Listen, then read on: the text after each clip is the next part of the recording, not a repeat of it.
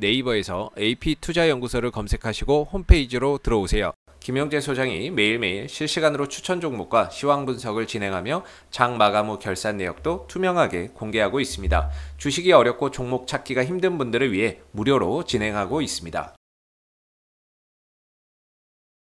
네, 안녕하세요. AP투자연구소의 윤사무의 팀장입니다. 네, 오늘 알아볼 기업은 박셀바이오, 코드 번호는 323990입니다.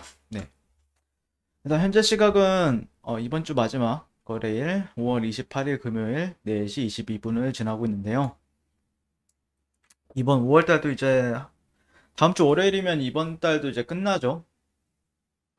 네, 이번 달 5월 달도 끝나고 일단 오늘은 약간 쉬어가는 흐름이었어요. 네, 조금 쉬어가는 흐름이었고 제가 바라보는 관점에서는 뭐 오늘은 그냥 진짜 네이버 싹 뒤져봤는데 뭐 뉴스 없으니까 그냥 프리스타일로 할게요. 네.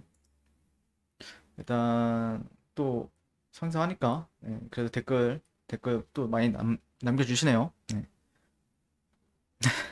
장기적으로 우상향. 장기적으로 우상향 할 수 있다라고 생각합니다. 네. 장기적으로 우상향 가능하다라고 생각하고 있고요. 그 다음에 이제 음, 오르아진아님 6월 11일 코스닥 150 편입 적용이 되면 공매도가 이제 시작이 될 것 같은데 지금 외인이 계속된 매집세가 대차거래 잔고를 활용될 가능성이 있겠는지요? 네, 실적 상황으로 봐도 공매도 타깃이 되기 좋고 공매가 되면 신풍제약은 비교도 안 될 정도의 주가 박살이 될 것 같은 예상입니다. 음, 그래서 제 생각을 말해 줬으면 좋겠다라고 말씀하셨는데 뭐 가능성은 있죠. 네, 가능성은 있습니다. 추후에. 근데 제가 말씀드리고 싶은 거는 일단 박셀바이오를 실적으로 볼 필요는 없어요. 개인적으로 실적 가지고 판단할 종목은 아닙니다. 이 회사를. 당연히 안 좋을 수밖에 없어요. 당연히 안 좋을 수밖에 없고 박셀바이오가 혁신 신약 부문이잖아요. 그러니까 실제 얘네들이 뭐 CMO 기업이었다. 그러니까 뭐 예를 들어서 삼성바이오로직스처럼 CMO, CDMO 기업이었다라고 하면 실적이 중요하죠. 왜냐면은 그에 따라서 주가가 움직이니까. 근데 혁신신약 부문은 파이프라인의 가치에 따라서 움직여요. 예. 그렇기 때문에 실적은 전혀 상관이 없습니다. 예. 전혀 상관이 없어요. 물론 상관이 있겠죠. 있겠지만 다른 종목들보다 덜해요. 그게 거의 전혀 없다라고 보시면 돼요. 전혀. 나중에는 나와줄 거라는 기대감이 있는 거죠. 그리고 신풍제약이랑 비교를 하셨는데 저도 이제 신풍제약을 이제 다른 팀장님이 하고 계시죠. 신풍제약 같은 경우에는 사이클이 달라요. 이게 신풍제약이랑 그 다음에 박셀바이오랑은 사이클이 약간 많이 달라요. 네. 음, 일단 신풍제약 같은 경우에는 제가 박셀바이오를 신풍제약보다는 좋게 봐요. 왜냐? 자, 신풍제약은 왜 올라갔습니까? 이때 왜 올라갔어요? 코로나 치료제 때문에 그렇죠. 코로나 피라맥스인가? 그렇죠? 코로나 치료제. 근데 지금 코로나 치료제나 아니면은 뭐 백신이나 실제 저는 뭐 백신주들도 결국에 한 번 정도는 더 갈 수 있다고 생각하는데 이 대세 상승만큼은 쉽진 않을 거라고 보고 있어요. 다른 새로운 뭐 어떤 다른 재료가 나오지 않는 이상. 예. 근데 그러니까 그 뭐냐 회사 자체로만 봤을 때요. 예. 어, 일단 뭐 그렇죠. 예. 그렇게 따지면 시젠도 있죠. 예, 시젠도 있고. 그러니까 지금 그리고 결국에는 이렇게 상승을 급등을 하잖아요. 얘가 로그는 꿈을 한번 볼게요. 저점 대비 엄청 올라갔던 것 같은데 얘. 그쵸? 이런 저점 대비해서 얘 거의 한 30배 갔잖아요. 30배. 30배 갔는데 뭐 박셀바이오도 그렇게 따지면은 30배 간 건 맞죠. 30배 갔죠. 30배 갔는데 신풍제약이랑 얘랑 느낌은 많이 달라요. 그냥 주가 사이클, 주가의 사이클. 근데 이제 펀더멘탈적으로 박셀바이오 같은 경우에는 NK 세포나 아니면은 카티 치료제, 그런 거에 있어서 그게 뭡니까? 암이죠. 그러니까 이거는 실제 제가 말씀드리고 싶은 거는 꾸준히 진행될 수 있는 큰 재료예요.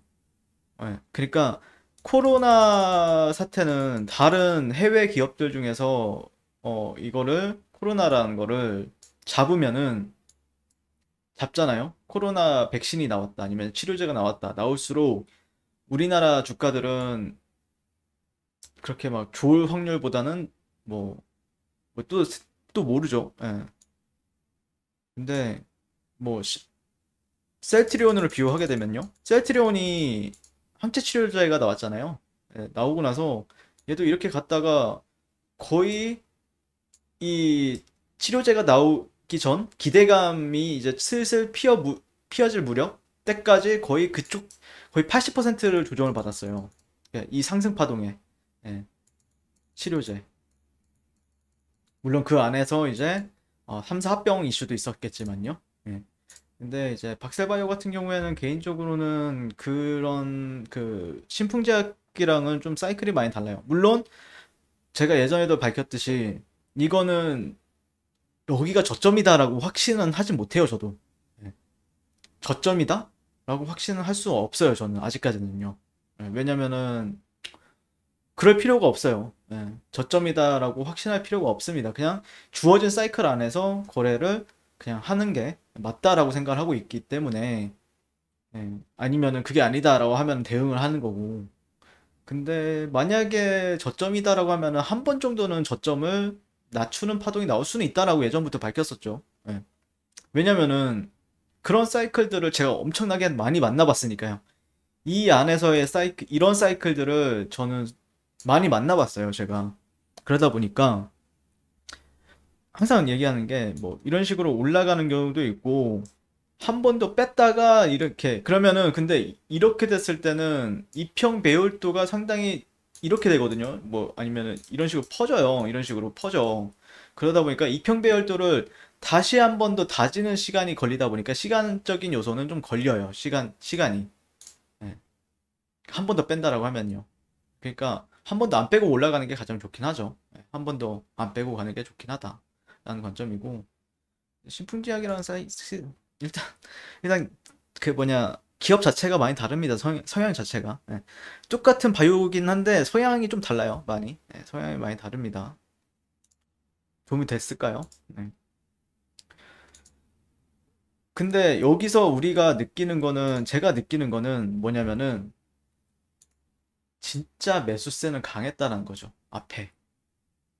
그러니까 지금은 매수세가 약할지언정 예전은 강했다. 그러면은 어쨌든 저는 이것을 기반으로 해서 저점 대비 30배 올라간 거를 기반으로 해서 아니면은 그런 기업으로 보게 되면은 임상 임상에 대한 모멘텀 이게 또 괜찮은 모멘텀이다라고 생각을 하고 있기 때문에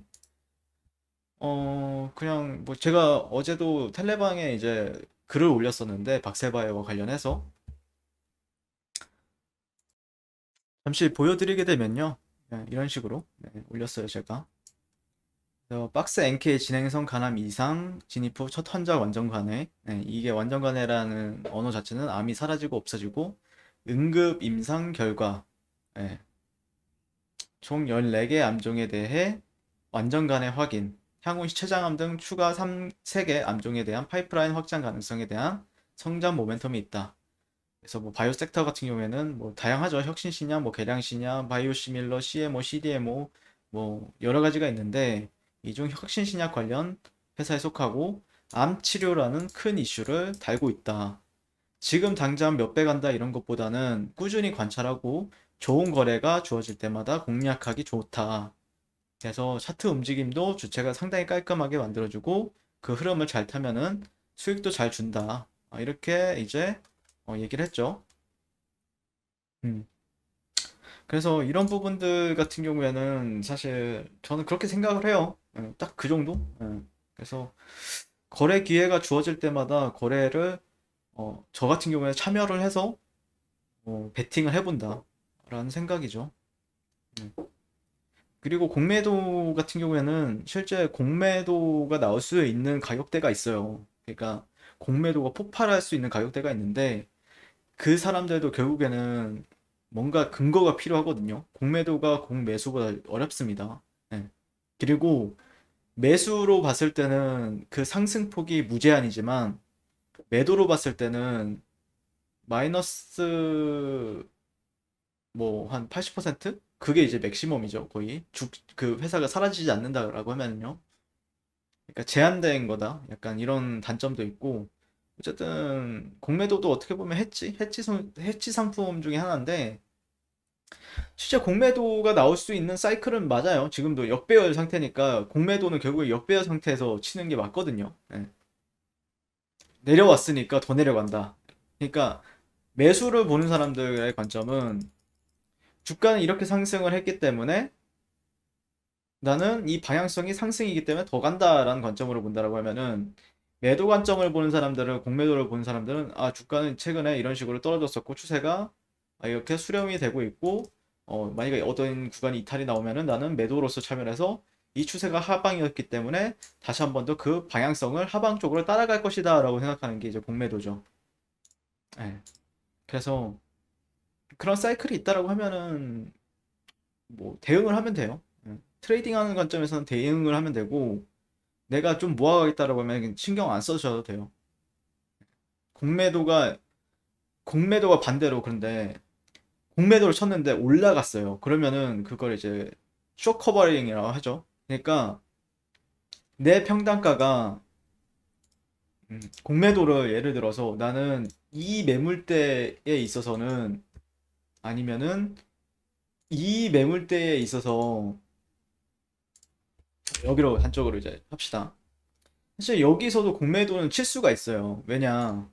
어쨌든 주가는 하방이었고 추세는 여기를 돌파하지 못한다라고 하면은 다시 한 번 더 내려갈 것이다 라고 생각할 수 있을까요? 없을까요? 생각할 수 있겠죠, 당연히. 예. 저는 여기서 매수를 받지만 실제 여기서는 또 공매도를 칠 수가 있어요. 왜? 얘는 저점을 계속해서 낮추고 있다라는 가정 아래 그럴 수가 있단 말이에요. 그리고 어떤 패턴 관점에 있어서도 약간 이런 패턴도 작용을 할 수가 있고요. 근데 그러면은 보통 여기 손절가는 이 고점보다 살짝 위에다 걸어요. 여기서 진입을 해가지고 건단 말이에요. 그래서 한 이 정도 이 직전 매물대를 한 번 정도 테스트할 수 있으니까 한 1대1 정도 보상 비율을 가지고 나는 공매도를 치겠다. 근데 이렇게 쭉 했다는 거는 공매도를 치는 사람들도 팔고 매수로서 이제 공매도를 이제 팔게 되면은 그거를 사야 되잖아요. 예, 사야 되는데 그러면은 그게 이제 쇼커버링이라고 합니다. 예. 그러면은 나중에 이제 대세 상승이 나올 때는 셀트리온이 그랬죠. 셀트리온이 대세 상승이 나올 때는 그 뭐냐 공매도 치는 애들이 이렇게 올라왔어. 그럼 공매도를 쳐요. 근데 얘가 자꾸 올라가. 공매도를 친 가격보다. 그러니까 어쩔 수 없이 손절이 나가니까 살 수밖에 없는 거예요. 그러다 보니까 주가가 더 올라가요. 약간 이런 사태도 발생이 돼요. 그러니까 제가 말씀드리고 싶은 거는 갈 주식이면은 공매도고 뭐고 상관이 없다라는 거죠. 사실 비트코인도 똑같아요. 예, 비트코인도 똑같습니다. 비트코인은 선물 시장에도 있고 마진 거래라는 게 있어요. 그러니까 내가 얘가 떨어질 것 같아. 그러면은 거의 100배까지 내가 100만 원이 있는데 그러면 1억까지 땡겨서 하락 베팅을 할 수 있어요. 그러면은 마이너스 1% 되면은 그 100만 원이 사라지죠. 근데 플러스 1%가 되면은 먹는 거고 돈을 크게 먹는 거고. 예. 근데 이 마진 거래 하는 사람들이 상당히 많았어요. 예전에 한 18년도 19년 전. 왜냐면 너무 재미없으니까 주식이. 그 주가가 너무 재미가 없으니까 다 마진 거래로 빠졌단 말이에요. 근데 이번에 대세 상승이 일어났죠. 2,800만 원까지 갔던 주가가 300만 원까지 내려오고 나서 막 횡보하다가 8천만 원까지 갔잖아요. 근데 이 안에서 얼마나 숏을 쳤겠습니까? 하락 배팅을 했겠습니까? 근데 올라갔어. 배팅이 방향성이 틀린 거예요. 그러니까 다 청산이 나가죠. 돈을 거기서 대세 상승해서 숏을 치면은 내 돈이 사라집니다. 그러니까 어쩔 수 없이 사야 돼요. 돈이 사라지기 전에. 그러면은 주가에 모멘텀을 작용을 하기도 해요. 반대로 오히려. 사니까. 숏을 치던 사람들이 사니까. 그러니까 항상 제가 바라보는 거는 추세예요. 추세가 가장 중요하다고 생각을 합니다. 네. 오늘도 박셀바이오 좀 리뷰를 좀 길게 했죠. 네. 아, 그리고 종가망 같은 경우에는 이제 주봉 관점에서 보게 되면은 좋게 됐어요. 98,100원. 예, 제가 어제도 이제 리뷰를 했을 때 중요한 게 이제 98,000원대라고 했죠. 98,000원대 여기. 예, 여기를 딱 조지 캔들로 이제 발생이 됐거든요. 여기서 이제 뭔가 방향성이 나올 수 있어요. 예, 방향성이 나올 수 있습니다. 이상 박셀바이오에 대해서 리뷰를 마치도록 할게요. 오늘도 시청해주셔서 감사드리고요. 자, 그리고 네이버에서 AP투자연구소를 이제 검색하시게 되면요, 홈페이지로 접속하실 수 있고 뭐 다양한 게 있어요. 텔레그램 입장도 있고 오늘의 주식 이슈 아침마다 저희가 좀 괜찮은 종목들, 좋은 종목들, 이슈 있는 종목들을 좀 정리를 해서 드리고 있고, 여기는 뭐 김영재 소장님께서 매일 좀 단기적으로 급등할 수 있는 종목 아침마다 이렇게 세 종목씩 드리고 있거든요. 그 부분도 참고하셔서 잘 매매하셨으면 좋겠습니다. 감사합니다.